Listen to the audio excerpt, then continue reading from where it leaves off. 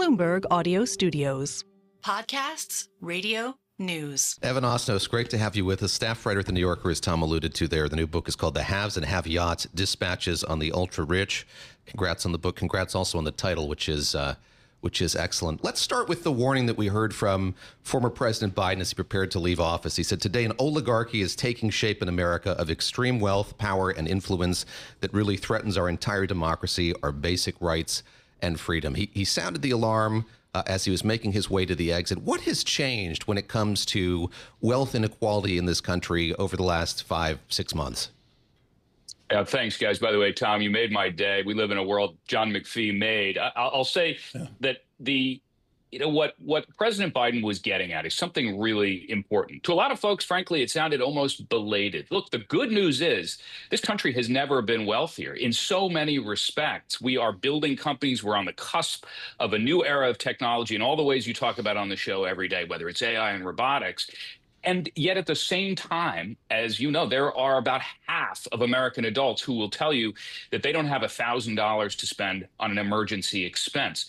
We are at a point now, it's really sort of similar to where we've been at moments in our history, where we have tremendous technological opportunity, huge wealth creation, and we're also facing a fork in the road to make sure that that is also not steering our government down a path that Henry Ford used to say that he wanted to make sure that his own employees, his own workers could afford the cars he was making. And those are some of the decisions we have to be making now. This is clearly a theme that has animated a lot of your work. I look at the Osnos oeuvre going back to your first book, Age of Ambition, Chasing Fortune, Truth, and Faith in the New China, which I read on my first trip to Shanghai. And you remarked then on just the abundance, the amount of wealth, the excitement about wealth and upward mobility in China.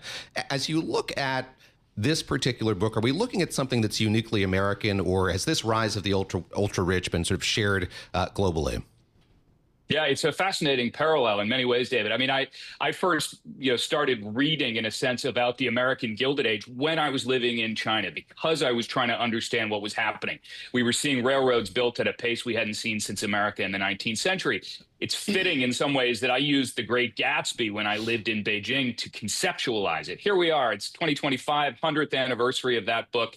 There are a lot of lessons in there about how do you take that sense of cultural energy that we might have had at certain moments in the roaring 20s, but also the awareness that without making really smart choices, we're not going to make sure that this money gets into the hands of people who can rise with the tide. Evan, you grew up in the crucible of this, Greenwich, Connecticut, where I'm sure 3 kids down the street did have Hinckley picnic boats. You didn't. Your father was acclaimed within journalism. But what does the crew do below the fancy people to try to get their kids to motivate and have a good life and even aspire to be richer? I mean, this is topic 1 right now, between the buffeting of AI, the decline of liberal arts. What do the kids do just below those with the super yachts? Yeah, I face these questions myself. I'm a dad. I've got 2 kids. I think about the challenges of people coming out of school today and how hard it's going to be to get those first jobs. But here's the thing.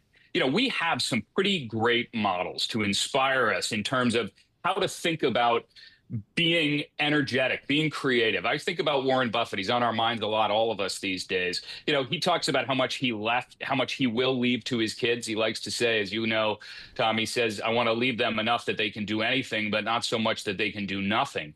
I try, as I think about the opportunities that are coming, to say to people, look, it's not enough for us to just say Elon Musk has now crossed the $400 billion threshold. We've never had somebody with that kind of prosperity. Isn't that a sign of strength? No, we have to be saying to people, if we don't make smart choices, it's going to end up with too many Musks and perhaps not enough Buffetts. And I think that's an important thing to keep in mind.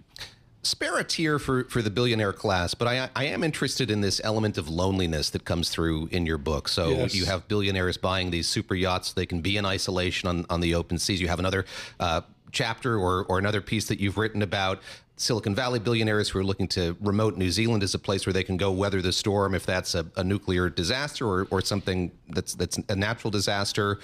What explains it? And just, I think the contrast is so stark to what you were talking about a moment ago, which is during the Gilded Age, you had billionaires you had multimillionaires, I should say, maybe not billionaires, who are interested in philanthropy and in helping the wider population, building libraries in towns across America. It seems like there is a stark contrast that exists now between the aspirations of a lot of these ultra wealthy than what we saw before. Yeah, David, for the reporting for this book, I went to New Zealand, I went to Monaco. Hardship pay was not forthcoming, despite my insistence. And it was a fascinating way of getting into the minds of people who have succeeded. And I think what you find in a lot of cases, and this is the surprise, is a sense of fear, frankly, a sense of vertigo. A lot of people will say, look, you've made all the money in the world. What are you afraid of? Why do you need to stand on the stage with a president who you may not even necessarily ideologically agree with? And I think what that tells us is that the higher you get, you actually can end up feeling quite vulnerable, quite exposed. I mean, a Silicon Valley CEO said to me, I keep a helicopter gassed up all the time, and I have a bunker with an air filtration system. And I think that is, another former hedge fund manager said to me, look, there are 25 hedge fund managers in this country who make more money combined than all of the kindergarten teachers. And he said, and it doesn't feel good to be one of those 25. That's the vertigo.